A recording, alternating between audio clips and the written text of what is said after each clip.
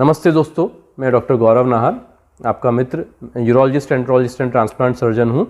जैसा कि आप जानते हैं कि अभी वेदर जो मौसम बारिश का हुआ है वो यूरिनरी इन्फेक्शंस के लिए काफ़ी अनुकूल या फेवरेबल माना जाता है और डेली ओपीडीज़ में हम काफ़ी सारे पेशेंट्स सारे एज ग्रुप्स के देखते हैं जिनको यूरिनरी इन्फेक्शन के प्रॉब्लम्स देखने में आते हैं। ठीक है, उसमें बच्चे हैं, बड़े हैं, बुज़ुर्ग हैं, महिलाएँ, पुरुष सभी आते हैं। हम ये समझेंगे कि यूरिनरी इन्फेक्शन से क्या क्या सिम्टम्स पेशेंट्स के अंदर देखने को मिलते हैं, उनके क्या क्या कारण हो सकते हैं, उनके लिए क्या टेस्ट या जांच हमें करवानी है, क्या उनके लिए बचाव क्या करना है और उनका क्या ट्रीटमेंट हमें लेना है। तो सबसे पहले हम जानेंगे कि इनके सिम्टम्स क्या होते हैं। तो सिम्टम्स में देखिए दोस्तों कि छोटे बच्चे हैं तो जनरली छोटे बच्चे हमारे पास जो आएंगे वो ये सिम्टम्स लेके आएंगे कि यूरिन हर थोड़ी देर में जाना उन्हें पड़ता है, बूंद बूंद बूंद यूरिन होता है। उनके पेरेंट्स से वो कंप्लेंट करते हैं कि हर थोड़ी देर में थोड़ा थोड़ा पेशाब करते हैं, पेशाब के दौरान उन्हें जलन होती है या रोते हैं। छोटे बच्चे होते हैं तो वो अगर बोल नहीं सकते हैं तो वो बताते हैं कि यूरिन में काफ़ी उनको प्रॉब्लम होती है, यूरिन करते समय काफ़ी वो रोते हैं। कई बच्चों को यूरिन करने के साथ में फ्रीक्वेंसी होती है, बहुत बार बार जाना पड़ता है और साथ में उन्हें कई बार फीवर के स्पाइक्स या फीवर एपिसोड्स भी आते हैं। तो इस तरह से बड़ों में जो इनके सिम्टम्स है, फ्रीक्वेंसी, जैसे कि मैंने आपको बताया, बड़ों में भी फ्रीक्वेंसी देखने को मिलती है। कई पेशेंट्स है उन्हें फ्रीक्वेंसी होती है, बर्निंग बहुत होती है। वो बताते हैं कि नहीं, यूरिन जब भी करने के लिए जाते हैं बहुत जलन होती है, यूरिन नहीं करते होते हैं तब भी यूरिनरी जो यूरिथ्रा होती है, यूरिनरी सिस्टम, उसके अंदर जो है काफ़ी उन्हें जलन होती है या पेन महसूस होता है। कई पेशेंट्स हैं जिन्हें लोअर एब्डोमेन या पेट के निचले हिस्से में, पेड़ू वाले हिस्से में दर्द होता है। कई पेशेंट्स हमें कमर के पिछले हिस्से में भी दर्द का एहसास बताते हैं। इस तरह से जो एडल्ट्स होते हैं वो अपने सिम्टम्स को थोड़ा सा क्लियरली एक्सप्रेस करते हैं। उसके साथ में कई पेशेंट्स होते हैं जो एल्डरली होते हैं, डायबिटिक्स होते हैं या दूसरी कोई कोमॉर्बिडिटीज, दूसरी मेडिकल प्रॉब्लम्स उन्हें होती है। वो कई बार फीवर भी उन्हें लेके आते हैं कि फीवर भी साथ में होता है और यूरिन के प्रॉब्लम्स होते हैं। एल्डरली जो होते हैं वो बोलते हैं कि यूरिन उन्हें बहुत रुक के रुकावट के साथ में यूरिन हो रहा है, उसमें साथ में जलन हो रही है, फीवर स्पाइक्स आते हैं। तो इस तरह से आप कॉमनली देखेंगे कि यूरिन से रिलेटेड प्रॉब्लम्स हैं वो जनरली यूरिनरी सिस्टम में रुकावट, यूरिन में जलन, बुखार, इन सब प्रॉब्लम्स के साथ में मैनिफेस्ट करते हैं। अब हम देखेंगे कि ये अलग अलग एज ग्रुप्स में इनके क्या क्या रीजंस हो सकते हैं। मेल चाइल्ड है, छोटे बच्चे होते हैं, लड़के होते हैं, उनके अंदर जो पेनिस होता है वो सर्कमसाइज नहीं होता है सभी में, सिर्फ मुस्लिम्स, जूज में और कुछ कम्युनिटीज़ में वो सर्कमसिजन या खतना करवाते हैं। तो उसमें तो ऑटोमेटिक क्लीनिंग, ऑटोमेटिक यूरिन के आसपास जो स्किन के आसपास जो इन्फेक्शंस होते हैं वो जनरली उनमें कम देखने को मिलते हैं। लेकिन ये देखते हैं कि बच्चों का स्किन पूरी तरह, जो पेनिस का स्किन होता है, यूरिन का रास्ता जहाँ पे कवर्ड होता है, वो स्किन पूरी तरह खुलता नहीं है। तो वो नहीं खुलने की वजह से कई बार क्लीनिंग इतनी ईजिली हो नहीं पाती है और वो इन्फेक्शन का एक सोर्स, जिसे हम फाइमोसिस बोलते हैं, हो सकता है। तो वो हमें हमेशा एग्जामिन करना होता है एग्जामिनेशन पार्ट में कि बच्चों को फाइमोसिस तो नहीं है। तो कई बार हमें फाइमोसिस भी देखने को मिलता है। सेकेंडली, जो फीमेल चाइल्ड होती है, महिलाओं में, फीमेल्स में बनावट इस तरह की होती है कि यूरिन का रास्ता और मेंसेस का रास्ता जो होता है वो पास पास में होता है। तो इन्फेक्शन के चांस, उसमें एक रीज़न ये भी हो सकता है कि वो पास पास होने की वजह से इन्फेक्शन हो सकता है। बच्चे, कई बार थोड़े से बड़े बच्चे होते हैं, वो यूरिन होल्ड करने की उनकी टेंडेंसी होती है। कई बार स्कूल्स में उन्हें बोलते हैं कि आपको पीरियड्स के बीच में यूरिन करने नहीं जाना है, तो वो एक हैबिचुअल हो जाते हैं यूरिन रोक के रखने के लिए। कई बार वो बच्चे टीवी में इतने ज़्यादा बिजी हो जाते हैं या मोबाइल में इतने ज़्यादा मोबाइल वॉचिंग करते हैं, स्क्रीन टाइम उनका होता है, तो वो मोबाइल वॉच करते हुए इतने बिजी हो जाते हैं कि वो यूरिन के लिए फ्रीक्वेंटली रेगुलरली जा नहीं पाते हैं। तो यूरिन होल्ड करना भी एक सोर्स है जिससे इन्फेक्शन बच्चों में हो सकता है। तो ये तो बात हुई बच्चों की। फिर ये नॉर्मल बच्चे, कई बार एबनॉर्मलिटीज़ होती है, जैसे बच्चों में, कई बार बच्चों में, बड़ों में, सभी में स्टोन्स देखने को मिलते हैं। अच्छा, बड़ों में भी काफ़ी सारे कॉजेज़ हो सकते हैं। जैसे कि अगर हम बात करें तो स्टोन एक इंपॉर्टेंट कॉज है कि स्टोन की वजह से अगर यूरिनरी सिस्टम में रुकावट है तो वो यूरिन, जहाँ भी स्टेसिस होता है, जहाँ भी रुकावट होता है, उसमें इन्फेक्शन, बैक्टीरिया ग्रो होने के चांस बढ़ जाते हैं।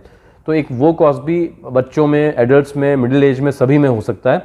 फिर दूसरा एक कॉज हो सकता है कि यूरिन प्रॉपरली एम्प्टी नहीं होना, जिसके फिर काफ़ी सारे कॉजेज होते हैं कि यूरिन अगर पूरी तरह निकलता नहीं है, सिस्टम से बाहर नहीं होता है, जिसमें काफ़ी सारे न्यूरोजेनिक प्रॉब्लम्स होते हैं कि जो पेशेंट्स है उनका जो यूरिनरी सिस्टम है वो तो ठीक है, लेकिन यूरिनरी सिस्टम को सप्लाई करने वाली नर्व्स, जो न्यूरोलॉजिकल सिस्टम है वो शायद एबनॉर्मल है, या मसल्स जो है, ब्लैडर की मसल्स है वो वीक हो गई है किसी रीज़न से, तो यूरिन पूरी तरह उनका खाली नहीं हो पाता है। तो स्टोन्स ऑब्स्ट्रक्शन है या फंक्शनल कॉजेज है, उनकी वजह से भी कई बार यूरिन खाली नहीं हो पाता है, तो वो भी एक यूरिनरी इन्फेक्शन का इंपॉर्टेंट कॉज हो सकता है। कई बार हम देखते हैं कि फीमेल्स स्पेशली जो रिप्रोडक्टिव एज ग्रुप की होती है 16, 17, 18 साल से लेके 45, 50 ईयर्स में, उनमें at least once in a life time 40 to 50% of the females they will have infection once in the life time. तो ये इन्फेक्शन का क्या रीज़न हो सकता है? तो देखिए फीमेल्स का जैसे मैंने बताया कि मेंस्ट्रुअल पीरियड्स होते हैं वो रिप्रोडक्टिव एज ग्रुप में, साथ में vaginal discharge, white discharge, leucorrhoea के कंप्लेंट, सफ़ेद पानी जो गिरना वो भी कॉमन होता है। और मैंने जैसे कि बताया कि वो उनमें यूरिनरी सिस्टम और मेंसेस दोनों रास्ते पास पास में होते हैं, तो इन्फेक्शन, यूरिनरी इन्फेक्शन के चांसेस भी काफ़ी कॉमन होते हैं। फेदर में मॉइस्चर या नमी होती है, उससे भी वो भी जो एनवायरमेंटल सराउंडिंग्स कंडीशंस होती है वो बैक्टीरिया को ग्रो करने के लिए काफ़ी फेवरेबल होती है। तो जनरली आप देखेंगे कि ठंड और बारिश में भी इन्फेक्शंस कई फीमेल्स में कॉमन हो जाते हैं। तो हमें अच्छी हाइजीन फीमेल्स को फॉलो करने के लिए बोलना है कि यूजुअली जो कभी अगर वो पब्लिक टॉयलेट्स यूज़ करते हैं तो लेवेटरीज इतनी क्लीन नहीं होती है, टॉयलेट सीट्स इतनी क्लीन नहीं होती है और वो इन्फेक्शन वहाँ से उन्हें लग जाता है। तो प्रॉपरली हम उन्हें ये काउंसिल करें कि जहाँ भी पब्लिक टॉयलेट्स यूज़ करें तो एटलीस्ट अपने हाइजीन का पूरा प्रिकॉशन ले, प्राइवेट पार्ट्स को प्रॉपरली वॉश करना है, वो सब ध्यान रखना है। फ्लूइड इंटेक अच्छा मेंटेन करना है। कई बार यूरिन जो प्रोडक्शन कम होता है, यूरिन काफ़ी कम होता है, तो वो भी एक इन्फेक्शन को प्रोलिफरेशन, यूरिनरी सिस्टम की फ्लशिंग नहीं होती है तो उससे भी आपका यूरिनरी इन्फेक्शन हो सकते हैं। डायबिटिक्स अगर होते हैं तो डायबिटीज़ है, इम्यूनो कॉम्प्रोमाइज्ड है, कोई इम्यूनिटी किसी की वीक है, तो उन्हें आप ये ध्यान रखना है कि अपनी डायबिटीज़ स्ट्रिक्ट कंट्रोल में रहे, क्योंकि डायबिटीज़ अनदर इंपॉर्टेंट रीज़न जिससे कि इन्फेक्शंस कॉमनली हो सकते हैं। तो चाहे मेल हो फीमेल हो, अपने अंदर डायबिटिक स्टेटस का बहुत अच्छे से ख्याल रखना है कि उनका डायबिटीज़, उनके शुगर्स कंट्रोल में रहे, उनके मेडिसिन टाइमली लेना है, डाइटरी मॉडिफिकेशंस फॉलो करना है। अब हम आते हैं पुरुषों में जो एडल्ट होते हैं। एडल्ट में इंपॉर्टेंट जो कॉजेज़ हो सकते हैं, जैसे मैंने बताया कि कई बार स्किन जो है डायबिटिक्स में भी हम देखने को मिलता है कि बैलेनोपोस्टाइटिस या जो पेनिस की स्किन है उसके इन्फेक्शंस कॉमन होते हैं। उसके साथ में कई बार यूरिन इन्फेक्शन देखने को मिलते हैं, यूरिन का जो रास्ता है वो ब्लॉक हो जाता है और यूरिन का रास्ता ब्लॉक होता है, यूरिनरी इन्फेक्शन के चांसेस बढ़ जाते हैं। कई बार स्टोन्स होते हैं, स्टोन्स कहीं भी हो सकते हैं, किडनी के अंदर, यूरिटर के अंदर, ब्लैडर में या यूरिथ्रा में, तो वो स्टोन्स यूरिनरी फ्लो को ऑब्स्ट्रक्ट करते हैं और उसकी वजह से भी इन्फेक्शन एक कॉमनली देखने को मिल सकता है।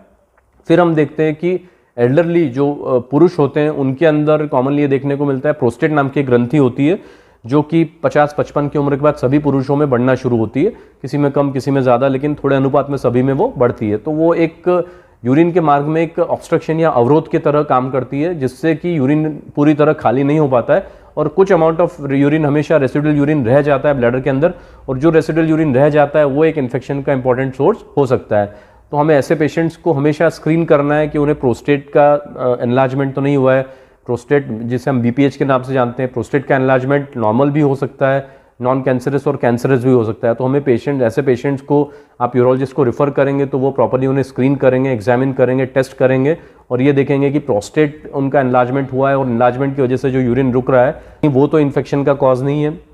तो इस तरह से आपको उन्हें टेस्ट के लिए भेजना है। इंपॉर्टेंट जो फीमेल्स, कई बार हम देखते हैं कि फीमेल्स भी होती है, एल्डरली फीमेल्स होती है, उनका ब्लैडर किसी कारण से वीक हो जाता है या उनका जो मेनोपॉज होने के बाद में या यूट्रस निकालने के बाद कई बार हम देखते हैं कि फीमेल्स का जो यूरिथ्रा होता है, जो यूरिन का पाइप होता है, वो काफ़ी सिकुड़ जाता है। तो वो सिकुड़ने की वजह से भी उन्हें यूरिन एम्प्टी नहीं हो पाता है। या कई बार डायबिटिक्स और एल्डरली फीमेल्स में जो यूरिनरी ब्लैडर की मसल्स है वो वीक हो जाती है, तो वो पूरी तरह एम्प्टी नहीं हो पाता है। तो उसके लिए भी हमें एग्जामिन करना है उन्हें और टेस्ट करवाने हैं जिससे पता चले कि यूरिन वो होल्ड तो नहीं कर रहे हैं। अब देखिए टेस्ट रूटीनली क्या करना है, तो टेस्ट हम लोग जहाँ इन्फेक्शन सस्पेक्ट करते हैं, कॉमनली हम लोग ब्लड में इन्फेक्शन नहीं हुआ है उसके लिए टोटल काउंट्स देखते हैं। तो हमेशा उनके हम ब्लड टेस्ट करवाते हैं। ब्लड टेस्ट में यूजुअली उनके टोटल काउंट्स देखने को CRP ASR देखते हैं कि वो बहुत ज़्यादा रेस तो नहीं हुआ है। सेकेंडली यूरिनरी टेस्ट में जो हम करते हैं urine routine, and if urine routine के अंदर हमें कॉमनली पस sales number of pus sales बढ़ जाएंगे, यूजुअली वो पस सेल्स जो कि 2 to 4 होते हैं नॉर्मल इंडिविजुअल्स में, उनकी जो नंबर्स है वो बढ़ जाती है। कई बार plenty of pus cells, innumerable या full field of pus cells, ऐसा हमें रिपोर्ट्स में देखने को मिलता है। तो साथ ही साथ एंटीबायोटिक स्टार्ट करें उसके पहले हम यूरिनरी रूटीन, जब यूरिन रूटीन माइक्रो हम करवाते हैं तो उसमें यदि पस सेल्स ज़्यादा पाए जाते हैं तो हमें साथ में कल्चर के लिए भी उन्हें भेज देना है, और कल्चर भेजते साथ में ही उन्हें एम्पेरिकल एंटीबायोटिक मीन्स वो एंटीबायोटिक जो यूरिन में पाए जाने वाले नॉर्मल बैक्टीरिया जैसे कि ग्राम नेगेटिव बैसिला हम लोग बोलते हैं, जिसमें ई कोलाई है, क्लैप्शियला है, वो नॉर्मली यूरिनरी सिस्टम को इन्फेक्ट करते हैं, उसके हिसाब से हम लोग एंटीबायोटिक कवर दे देते हैं। By the time culture report 3 या 4 दिन में जब तक हमारे पास अवेलेबल हो तो कल्चर के साथ में सेंसिटिविटी, जो एंटीबायोटिक्स हम लोग टेस्ट में पाए जाते हैं कि जो बैक्टीरिया के ऊपर अच्छे से काम करते हैं, जिनकी सेंसिटिविटी पाई जाती है, वो उसके बाद में हम स्टार्ट कर सकते हैं।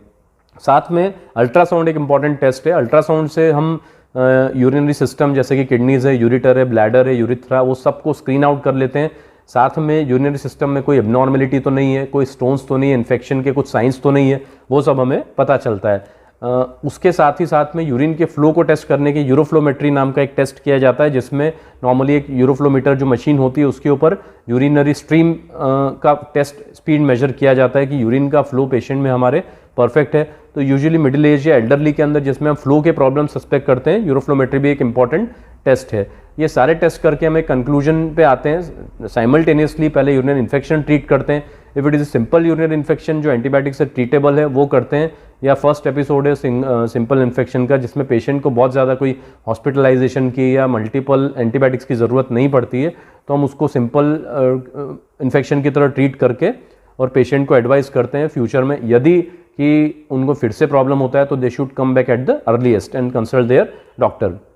साथ में बाकी टेस्ट भी हम करते हैं। उन टेस्ट में यदि कोई भी एबनॉर्मलिटी, स्टोन, रिकरेंट इन्फेक्शन के चांसेस हैं तो उसके क्या सोर्सेज है वो हमें फाइंड आउट करके उन सोर्सेज का ट्रीटमेंट भी इम्पोर्टेंट। जैसे यदि BPH जो कि प्रोस्टेट एनलार्जमेंट मैंने बताया मेल्स में अगर वो है तो उसका मेडिकल या surgical treatment as and when appropriate वो करना है। यदि मेल्स के अंदर, बच्चों के अंदर, मेल्स के अंदर फाइमोसिस पाया जाता है तो उसका सर्जिकल ट्रीटमेंट करना है। डायबिटिक्स में डायबिटीज़ कंट्रोल करना है। फीमेल्स में यदि यूरिथ्रा का नैरोइंग पाया जाता है तो यूरिथ्रा को डायलेट या फिर उनको चौड़ा करने के लिए कुछ छोटी सर्जिकल इंटरवेंशंस होती है वो करनी पड़ सकती है। या फिर हमें ये देखना पड़ता है कि यूरिन, ये सारी प्रॉब्लम्स ना हो लेकिन यूरिन अगर पूरी तरह पेशेंट में खाली नहीं होता है तो खाली करने के लिए हमें कुछ टेम्परेरी समय के लिए कैथेटर रखना पड़ता है और कई बार उन्हें एडवाइस करना पड़ता है कि आप टेम्परेरी ट्यूब डाल के रेगुलरली अपने हर 4 से 6 घंटे में अपने यूरिन खाली करते रहिए। तो इस तरह से हम ये देखते हैं कि यूरिन के इन्फेक्शन होते हैं कॉमनली काफ़ी सभी एज ग्रुप्स में और मेल फीमेल सभी में देखने को मिलते हैं, लेकिन हमें प्रॉपरली उनका डायग्नोसिस, टाइमली ट्रीटमेंट करना है। आगे फ्यूचर में वो इन्फेक्शंस ना हो उनके लिए प्रिवेंशन भी करना है। तो जैसे आपको इन्फेक्शन हो you should go and first meet your doctor. Doctor आपको एडवाइस करेंगे टेस्ट और टेस्ट के अकॉर्डिंग आपको ट्रीटमेंट वो एडवाइस करेंगे। तो इस तरह से आपको अपना ये डायग्नोसिस और ट्रीटमेंट कैरी आउट करना है। तो मैं आशा करता हूँ कि मेरे इस छोटे वीडियो से आपको काफ़ी इन्फॉर्मेशन मिली होगी। यदि आपको फ्यूचर में और भी कुछ प्रॉब्लम्स लगते हैं तो हमें कमेंट बॉक्स में क्वेश्चंस कर सकते हैं। इसी तरह के मैं आपको इन्फॉर्मेटिव वीडियोज़ के साथ में फिर से मैं आपको मिलता हूँ।